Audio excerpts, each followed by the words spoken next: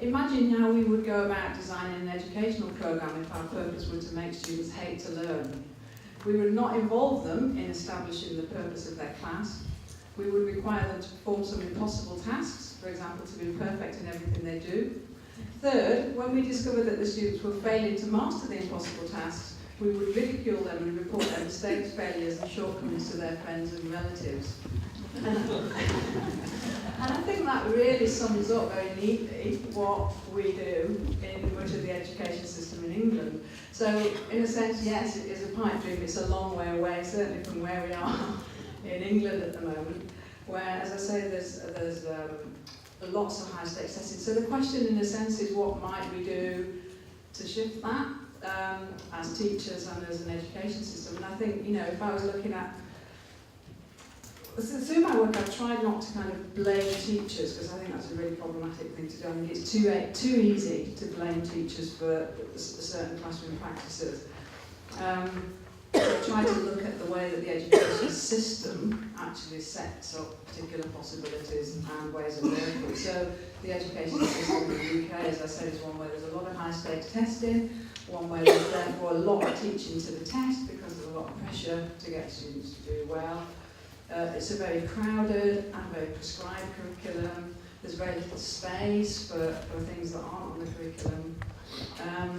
And so, and there are big social differences as well. The kind of competitive individualism suggests that anybody can do well if they try hard, but there's not enough account taken into account about people's starting positions. You know, huge differences in terms of social class and ethnicity. So, I mean, one thing you might argue is actually some kind of reduction in high-stakes testing would be helpful, a shift in the way that the system works. So you can look at it on that level, but I think it's also important to think about what teachers can do in individual classrooms to help, because, you know, with the best will in the world, we're not going to shift that system overnight. So I think there are ways to create more cooperative and cooperative learning environments where that fear of failure is reduced, and that fear of failure where students adopt these kind of defensive behaviours actually are more likely to result in failure in the end, and that's the problem. It's the fears that drive people to try to avoid failure that actually often lead them into it. So yeah, so at the classroom level it's about, I think, trying to not motivate through shame. There are lots of examples in my research of teachers trying to motivate people through shame. So they'd like read out the results of the class, for example, and highlight those who haven't done very well. There was one really graphic example of a teacher who would, after the end of every test, she would reseat the pupils according to how well they performed, so that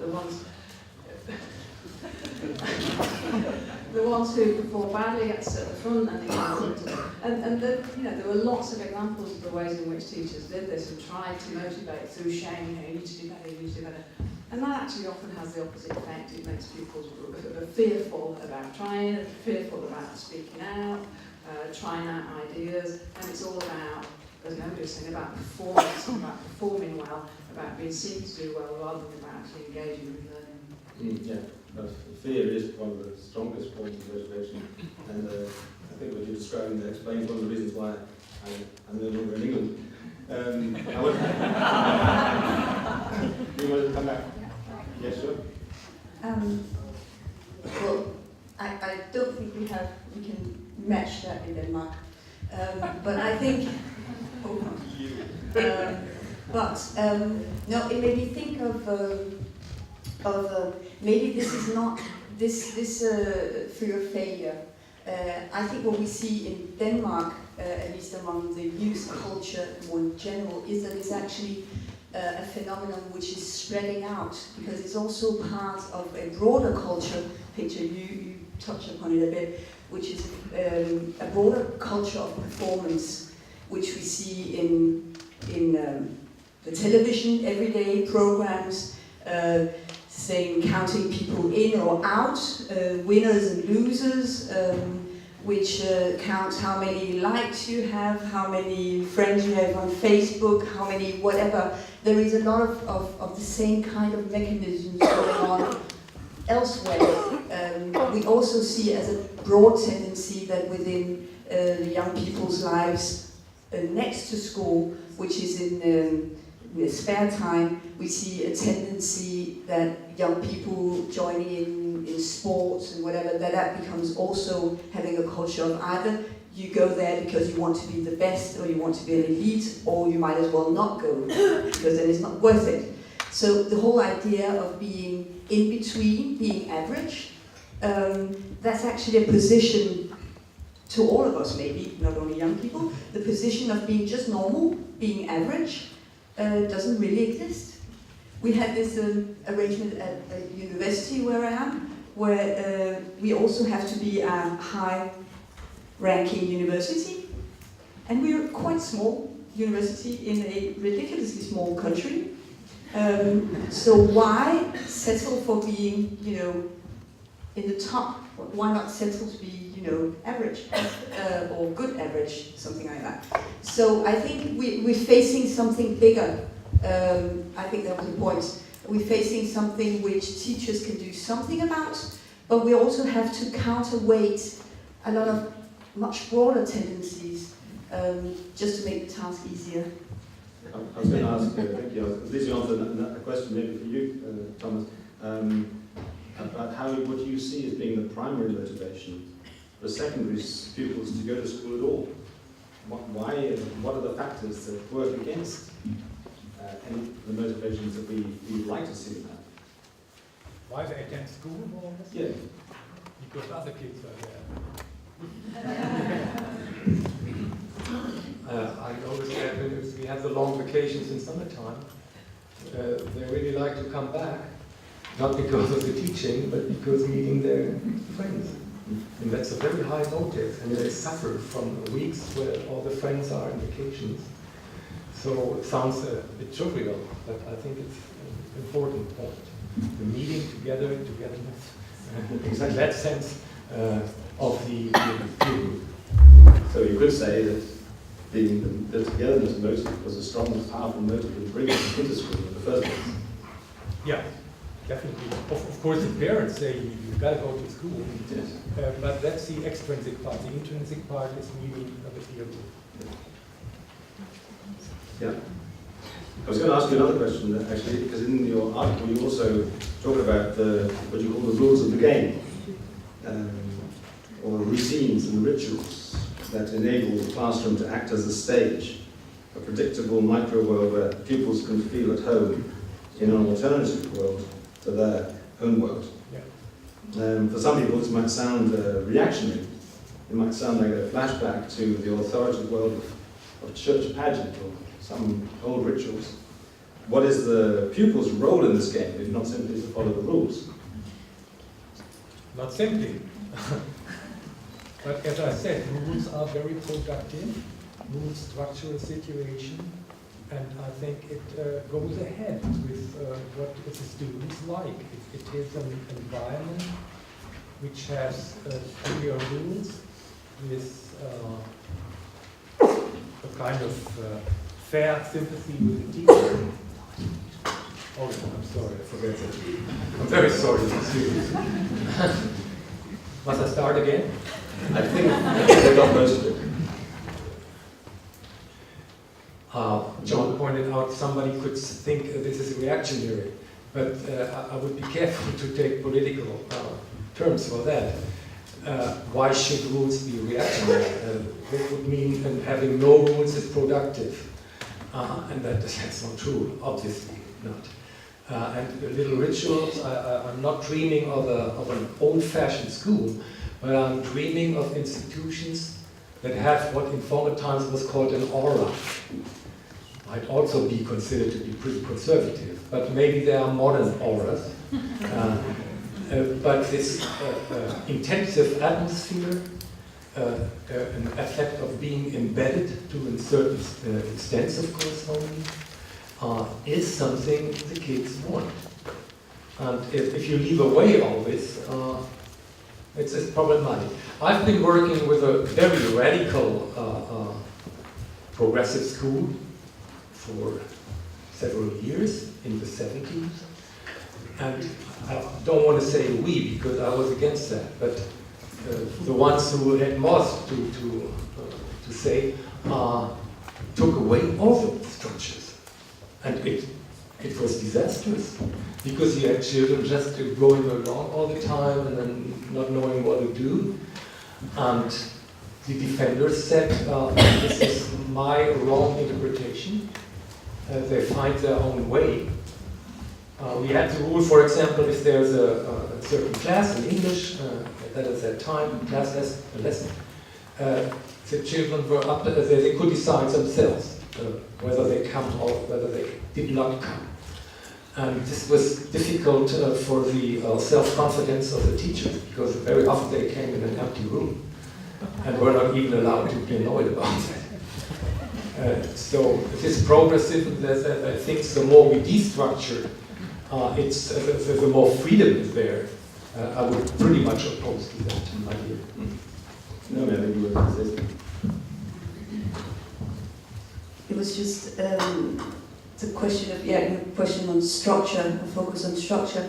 I'm in the middle of doing a research project in secondary school, high school, and there it's. I haven't written about it yet, so I'm in the middle of doing the research, so there's no conclusions about it. It's just some reflections. Is that what struck me really hard was that the structure in school, what I saw as a dominating structure, or I seem to see as a dominating structure, is actually marks, characters, getting marks as grades, yeah, and the grades actually helps the kids creating some sort of a structure. It points out who's the important person. It points out who the important activities. It points out what is right and wrong. It has a lot of, so in a sense I'm working at the moment with the idea that this aura is being taken over by grades in a way, and a system, and everything around grades. And it's funny because there has been, and I haven't looked into it yet, but I'm going to, there have been experimental projects going on where they take away grades, and that has actually met a lot of problems for the students, because the students want to be graded because they lose their sense of orientation. So it's a paradox in a way, but we also challenged with a need for some structuring principles.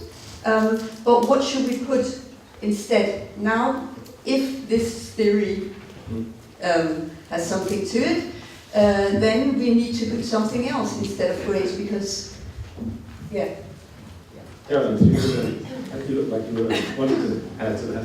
Well, I think that's really interesting. I think grades have been, again in this context, are seen as so important. You know, this notion about fear of failure is very much linked to the grades and the grades you get.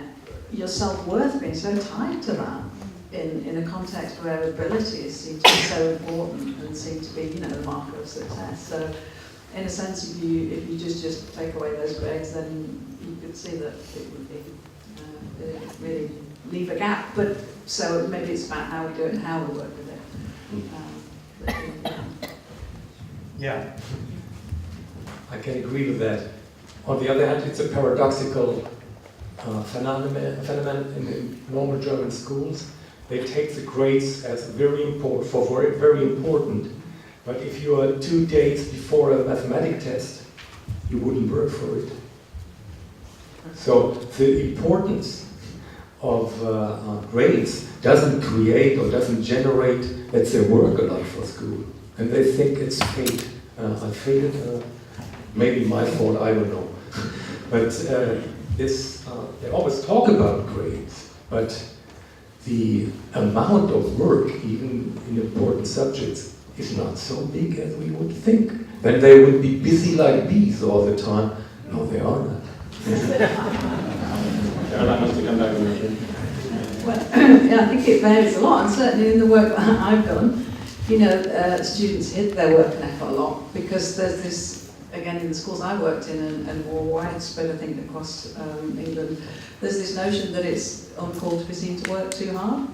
So actually it's really good to get good grades and to be seen to be able, but it's much more cool if you can do it in a nonchalant way, you know. And I think that is also linked to this notion that intelligence is so valorized. It's intelligence and being successful that is valorised, not the effort that goes into getting there. So the kind of highest status position was to be seen to be an effortless achiever. And an effortless achiever. So somebody who could achieve without seemingly putting in a lot of effort. Now often they did work, they worked loads, but they'd hide it behind the scenes. So I had all sorts, the young people gave me all sorts of examples of strategies they'd use to downplay the amount of effort. You know, so I remember one young girl saying, my friends called for me, and you know, I remember them calling for me, and I was doing my homework, but I couldn't tell them. I had to tell them when I got to shower and get ready and all this. And even in classes, the way that they used to, you know, try and listen, but actually make out that they were messing around, because they didn't want to be seen to be a hard worker. They didn't want to be seen to be too swotty, because it wasn't cool. And also the benefit then is that if you don't seem to work hard but do well, you've got this high status, effortless achiever thing. So it's that thing about, you know, this is the way we also see intelligence. And Carolyn Jackson works really interesting in that, I think, because she suggests that people have this notion of effort, either of intelligence as being something that's fixed and you have it or you don't, or it's something more incremental. And she argues that, you know, we ought to be pushing young people to, well, I suppose, towards this model of that it's incremental, but often the way that schools are structured encourages this notion that it's fixed. So we praise grades rather than effort more often than not. And and she argues that if we want to shift this notion, we ought to be praising effort and not grades and not the outcome. You know, we should be saying if somebody does well and they haven't put much effort in, then actually, okay, I gave you a task that wasn't hard enough. Sorry about that. Let's do something else. Interesting. Yeah. That's a fine example you gave. I could add some observation to that. It's a strange thing. I think in other countries it's different compared to Germany, that in a normal German school, you are not in a popular role if you are a very excellent student in the eyes of the peer group. And the case that they hide it to work a lot at home, that's the only possibility actually, to be popular and to have good grades. But again, I read in other countries about this point that it's a bit embarrassing to be a good student. But I'm only referring to grade, let's say 7 to 9. And in 8th grade, it's getting different. In 8th grade and in 12th grade, you may be really a hard-working good student and they think that's perfectly all right. But not with the ones who are after school, for example. They don't want to be that it's getting... let's say that they get the status of somebody who's too much willing to work for the school. Well, I wouldn't go on with it, but yeah. Okay. Yeah, and it was the same, I think, and the ones you could, if you were a hard worker and high achiever, it was really difficult to be popular. So you had to, as I say, downplay the amount of work you did, and you could also get kind of popularity points in other ways. So, you know, being good at sport, for example, particularly football if you're a boy, being good looking, those kinds of things that really factor into it. So there's all those social factors as well that are so important in how you perform as a successful student. Okay. I was going to come back to that. You want to just join in this, because the study we just made, we really expected, also because in the Danish context there is this Jante law, which is a law of not, you shouldn't think you're too good, and it's no way shameful to present yourself as too big, too good. But so we expected to find that amongst these, there were 13 to 16-year-old, but it wasn't there. It has changed. So I also showed that it was acceptable to be good, and it was also more than acceptable. It was also something you want to be, and we concluded, or we sort of thought that this has to do also with the generally changing culture of winner and losers. And so I think, I don't know, at least in Denmark, I know that this is being touched upon, and we also have an increasing amount of things for talented youth, and that is definitely giving status also in the social scene amongst the kids to be part of that. So I think it might be changing. But I wanted to add another thing, which is what we've seen is that there is actually a huge variety, just as you described, Caroline, in ways of reacting or dealing with motivational challenges. It can look very differently.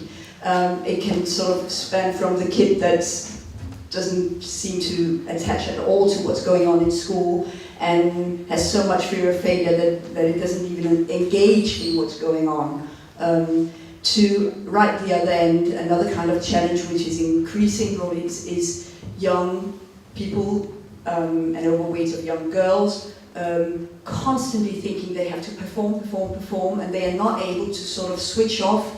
They think and they blame themselves for not performing well enough as a sort of constant ongoing process of failure. So they have fear of failure, but there never is a goal to be reached. So they could always have done better. And we see an increased amount of those girls actually suffering from quite severe mental problems or well-being problems.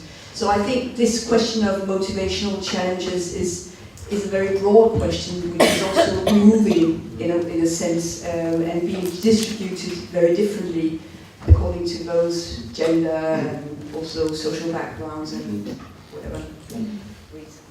Yeah, I want to move on a little bit from goal-oriented motivation towards relational motivation, which is maybe more in line with what we're thinking about when we think togetherness. I'm going to ask you, Noemi, whether if it seems to be clear, motivation is not some innate characteristic, but is generated, in part at least, through social factors. Which of these factors are most significant in the school context? Well, I think actually, to me, it's a bit hard to sort of split it up very much because it gets very intermingled in situations, and I think togetherness it's a huge part of motivation. As you say, that's what makes many kids come to school. But I think what is important is that that togetherness as motivation, to state that it's very important, but also to state that it is not a goal, or maybe it could be, but I'll make the point now that it's not a goal in itself. Because there is also a subject, something to be learned, and I know that togetherness could also be something that is learned, but it's also a tool to reach a learning goal. There is a subject to be taught. And I think it is a balance of not having the togetherness as something that over-dominates, in a way, the meeting between also the individual and the subject. Because there is a lot of, because the social part is one part of learning, but there is also a part of learning which is actually, you touched upon it as well, where you sort of forget about yourself, where you meet the subject, which also has, to me, an individual dimension. And this individual dimension, I think we live, I think you had a good point earlier on, saying that we live in a time now where togetherness is there all the time, 24/7. And young people some colleagues of mine have just made a research on the sense of community and togetherness, you could say. And what it actually shows is that togetherness is so important to the young people, and they tend to build up these groups of relations. Then they have a group of relations from school, then they have one from when they were in after school, then they have groups from their football team, then they have groups from their folk high school period, and they feel in a way obliged to, and they want to have all these groups of togetherness as part of their lives. So they're basically nearly stressed about having to please all these groups of togetherness.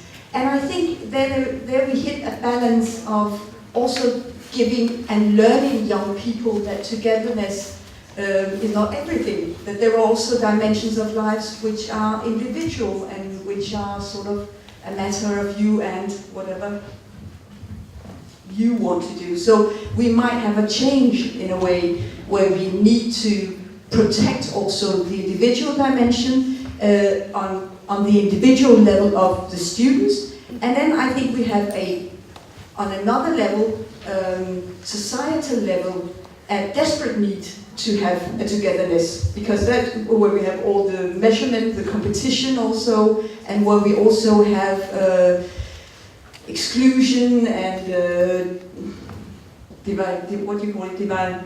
division, whatever, where there is another need for togetherness. So I felt like earlier on also when you were talking, a need for us to differentiate and to be more precise about what we mean with togetherness, on what level, because there is a societal level, there is an institutional level, and there is an individual level to it. And maybe we don't need the same on all three levels. This was about. I wonder whether also, when you speak, you say that, I wonder whether there isn't a form of learning that attaches itself to each of these groups of togetherness. Togetherness is all these different communities they are part of have their own learning environments, and they have to Wikipedia their way through all this learning and get hold of all this superficial learning, which does make it difficult for them to go into depth, I think. Yeah. Did you want to say something? If you had, I think you want to add something. How are we doing?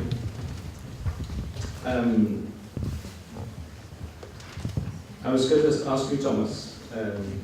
You seem to suggest in your article the next generation of pupils will be listening to their own inner voice and could end up as pseudo-autodidacts, finding all the learning they need to support their own worlds solely by their smartphones, as if there might be a risk that education as practiced in school could become completely sidelined, and that pupils would end up devising their own curriculums, and they can shut themselves off from the school world completely. Do you see that as a danger or an opportunity? No, and I wouldn't say it in that chart form. No. You were not quoting me. No, I wasn't quoting. Because I find this a bit too sharp an evaluation. What did you want to know before? I was extending your argument onto a logical conclusion, if you like, that maybe the pupils' own world might become so engrossing that they could learn all they needed within their own world, and they didn't need to have school at all. It's unprobable, I would say, to this degree. Yeah. Can I say something to it? I'm doing a research project now on highly motivated young people, and what it tends to show is that it's more collaborative, sort of explorative. So there's no, I don't know how general it is. That's what I'm trying to say. But these young people, what is actually being in their stories, what is being actually marginalized in a way, that is traditional learning in school. Because what they tend to do is that their inner world is not something which is just linked to them. This inner world has a huge, valuable, it's highly valuable on the labor market, on the social media, and it's being valuable, and it's possible for the young people to actually take these things and they're in a way turned into competencies that are valuable on a labor market, in an economy. It becomes a new economy, in a sense, where knowledge is personalized knowledge, and it gives access to jobs, it gives access to attention, to a lot of different things, status, and this personalized knowledge, in a way it does, if you take it really to an extent, it does eliminate, or not eliminate, but it does give marginalized education, formal education, and it creates a very competitive sense of knowledge, or kind of knowledge, which is a knowledge that is situated, It's being processed through the individual. It's not neutral. It's not something which you can access and learn by building upon knowledge that you sort of, you go to a school to get this knowledge and become qualified, and then after many, many years when you've reached a point of knowledge, then you can start using it. This is a totally different kind of knowledge which can be used and produced just when you're 7 years old and when you're 60 years old. It's the same because it's personalized. And I think that change of knowledge, and it's really hard right now not to make it very mainstream, but we've just seen Trump.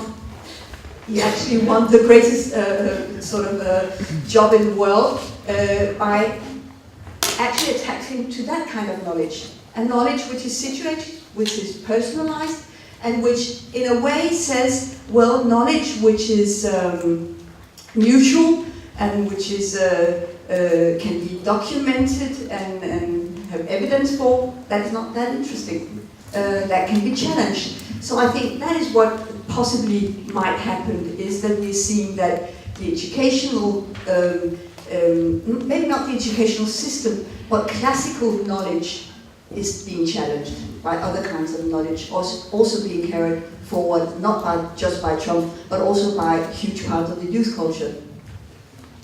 Thank you. Well, I was hoping not to finish on with Mr. Trump, but it sounds like we're going to have to. We have to stop there because we've got to move on to the next part of the program, which is our workshops. Thank you very much.